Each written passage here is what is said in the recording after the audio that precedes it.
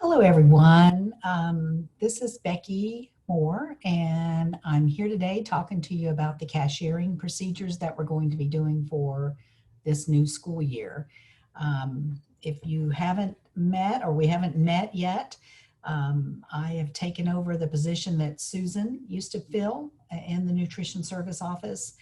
So I'm hoping that I can get up to speed like she did and being able to help you with all of the things that you're going to need to know for cashiering. There's a lot of you that already know most of this, but we wanted to go back over the procedures and just redo anything that might need to be um, learned or relearned or new knowledge for the new folks this year.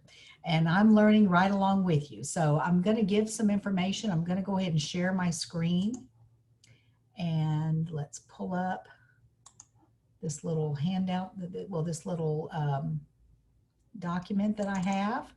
And we're going to kind of go through that and then there's some other things I'm going to share as well. And if you're going to have any questions about anything that we go over today, please feel free to email me or call me. Email is probably the best way that I can send you back something to help you and understand. So we want to just kind of go over this a little bit, and it shouldn't take too long to go over this. We're just really sorry that we couldn't do this in person. So we're going to have this so that you can look at it whenever you're able to. So if you're seeing my document, the cashiering for 21-22 school year is what I'm looking at right now. Cashiering method is pretty much a lot the same, but there are some differences. Secondary schools, now all kids are going to have to enter their own number. If you haven't been doing that, I think in some schools they've just been counting. We're going to go back to entering their own number and doing it one at a time. And then the elementary kids, this can be done by using the classroom, like having all one classroom, and then you can pick if they don't know their PIN.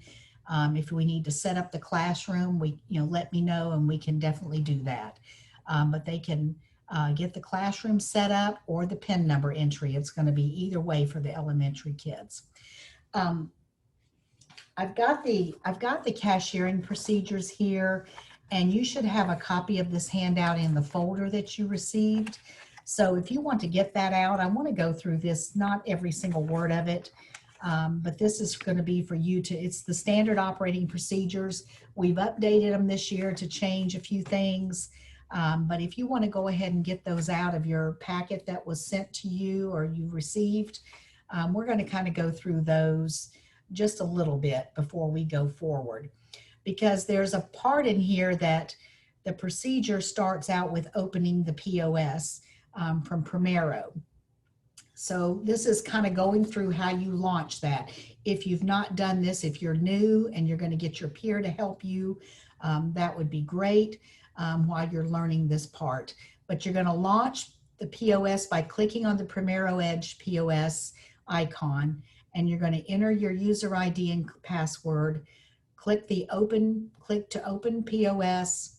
You want to count the money in your till, cash and coin, and enter the count for each denomination into the POS screen. This is the number you have for each type of coin, not the value. So if you have 10 quarters or $6.25, you enter 10 in the quarter box.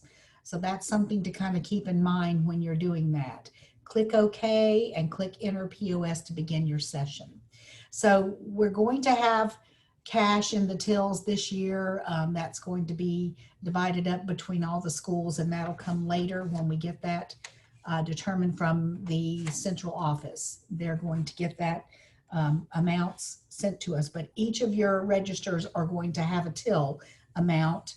And so you're going to need to keep up with that daily. So this is going to be showing you how to open, close, and making and verifying your deposits. And so we're going to kind of go into some items just to remember as we're doing that. and you can read over the closing in your cashier procedures that you've received in your packet. So let's go on a little bit further. We're going to talk about the different meals that we're going to be ringing up. Employee meals is one thing to bring up. We're going to ring it up by employee. All staff should be rang up daily. So any employee that's coming through, considered the adult meals, you're wanting to click them daily. This is helpful because when we do our counts at the end of the month, it's really going to be helpful to know how many adults, how many kids, you know, and then the next one is the Kids Zone snacks, which we're going to also do that each day.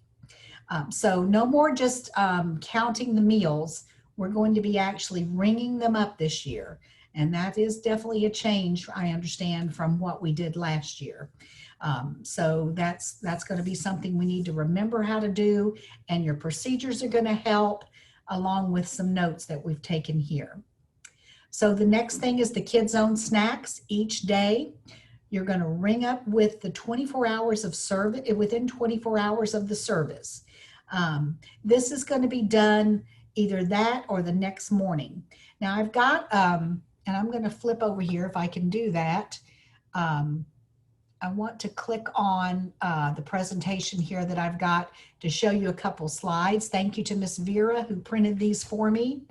And we're going to show you a couple of slides here just to kind of go through and reminders of how to do the Kids Zone snacks. Okay, so when this first screen here that you have, it shows that you're going to click on, you know, whatever. You have snack, you have Wednesday if it's that day, or the Kids Zone snack. So you want to click on the Kids Zone snack, and then you're going to come to the next slide, and you're not going to enter a child's name for Kids Zone snacks. You're just going to do a count of them. Okay, and so this particular way, you're going to have the counts, but you want to count them in the POS system itself. So if you click on the Kids Zone snack and the student, it's going to ring up student with no charge and count as one.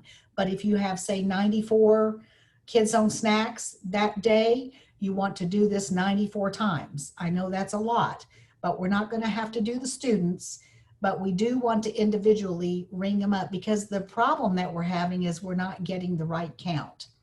And so once we do it in the system this way, it will definitely get the count in there. That's important. So if you have any questions on that, please let me know and we can definitely talk about that. Okay, so let me go back to our screen. So that's the main thing about the Kids Zone snacks, is that we want to make sure that we are ringing those up every single day and counting those and not letting them get just to have an account. We have to make sure we know exactly how many we're having. It's also going to help with ordering and all of that. It's just a necessary thing that we need to do. Okay, teachers who need accounts set up. So if there's any teachers that need their, accounts set up in the POS system, please contact me by email and we'll get that set up for them in the system. We just need to make sure that they're there to be able to ring up their meals in the POS system. So that's just another note that I wanted to give to you, and you might want to jot that down. Just send me an email, because I'm going to need the information that you provide to be able to set them up. Okay, the next one is discussing the actual cashiering. Cashiers should use their own log in when cashiering. So you should have your own login on the register that you're on. I want us to go back to those cashiering procedures that you have in your packet, and I want you to turn to the part that's labeled, I think it's on the 3rd page, about general cash handling procedures and rules.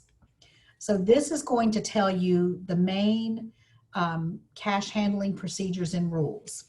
I just kind of want to touch base on the thing. The one thing that we really want to set out to you today is not to hold money out of the drawer. You want to take care of it as it's coming through. It says all money must be placed in the drawer. Do not hold money in your hands while you cashier.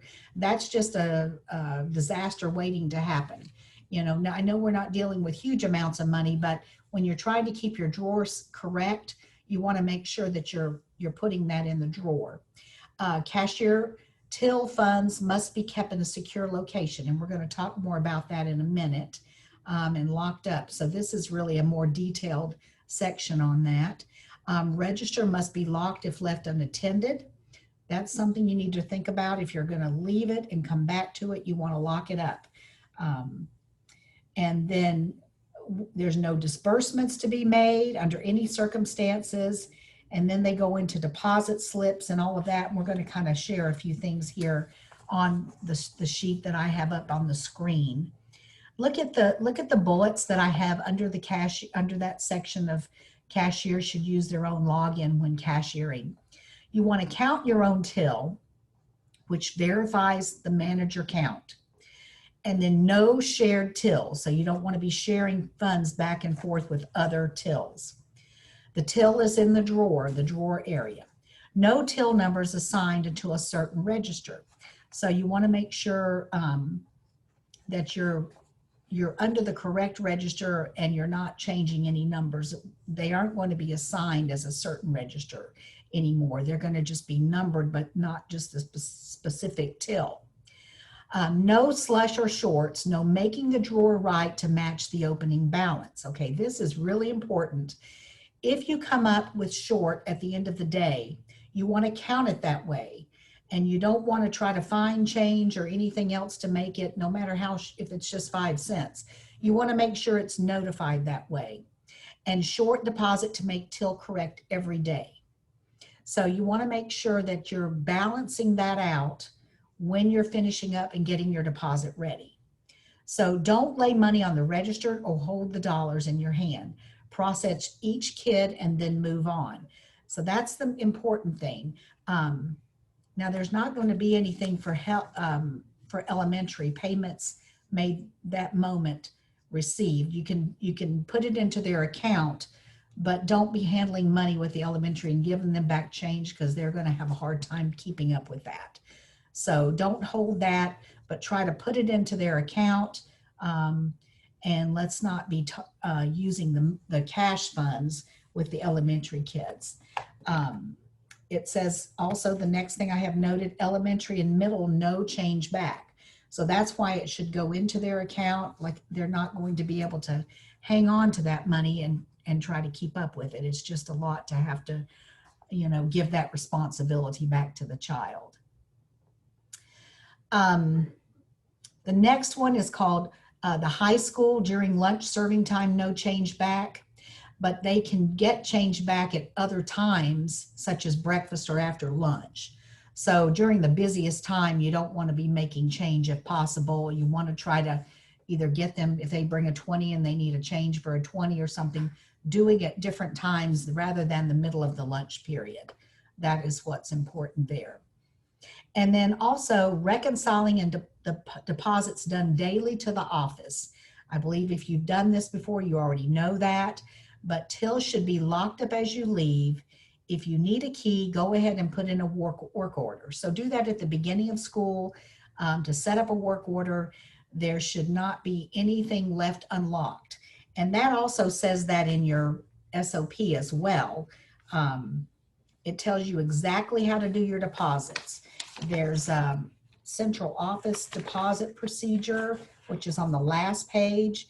And that really goes into detail as far as how you should be doing your deposit slips and every piece that we're going into, as how they want them stamped, how they want them sent, and how they want them counted on the deposit ticket. So, with the first time you're doing that, have someone that knows, if you need someone to go through it with you, make sure you let us know, or let the manager know. The manager, if you're new, talk with someone else to help you get through that procedure, because they have a strict procedure the way they want this done. And it's very important that we all do it the same. So that's why we have these standard operating procedures for you. Locking the money up each day, we can't state that enough. It should be locked in a safe, or if there's not a safe, in a locked cabinet, not just in a locked office, because that office, many people have keys for it. So you want it into a locked cabinet or a safe if you have that, where I don't know, not every school has that. So just to ensure that the money is locked up each evening or afternoon when the day is over. Let's see. POS pages are standardized with entrees only and categories, and not listed on the front page. Okay, this part is in there just to kind of go over that on those screens, we have certain standardized entrees on the front to make it easier to remember what it is that we're ringing up. And then inside and behind some of that, then you're going to find other categories that you can search for the item. Say if it's a la carte or whatever, you're going to have a la carte button. And then behind that, you're going to have your items that you can ring up from that. So that's what we have across the board. It's standardized with the entrees as they're set up, and the categories that are not listed on the front in the page only. We have generalized sides for easier ring up. So some of your sides are kind of generalized, so that you're going to is like vegetable or fruit, so that it's whatever fruit that you're having that day. It's not specific, since the recipes are going to change. And everything in the category so that you know where to consistently find it. So like, the a la carte, there again, you're going to have all of the a la carte items in that section so that you can find them.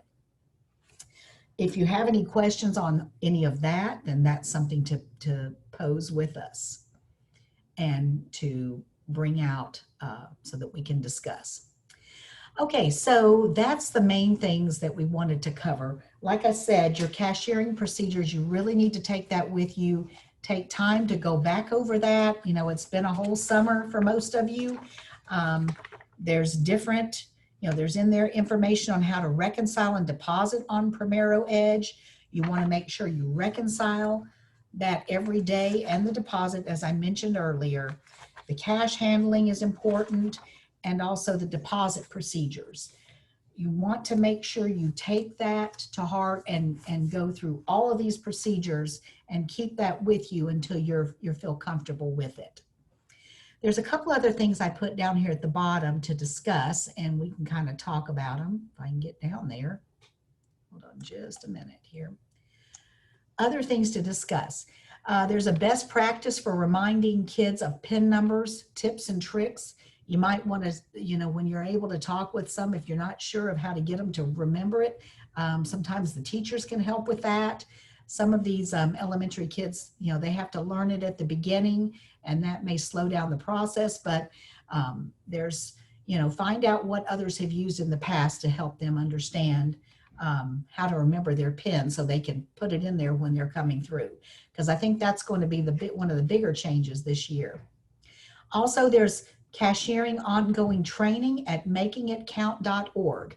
And I've actually been out there since I'm trying to learn this myself. So there's a lot of good information out there to do your ongoing training or to understand what it is you're trying to learn on this cashiering process. I think after doing it a little bit, it'll probably help. It's just all this in the first process. So I'm sorry that we couldn't do this in person, but I hope that this has been helpful, giving you some information. Like I said, let me know, whether calling me or sending me an email if you have any further questions, and we can definitely get your questions answered. Thank you, and hope you have a good rest of your day.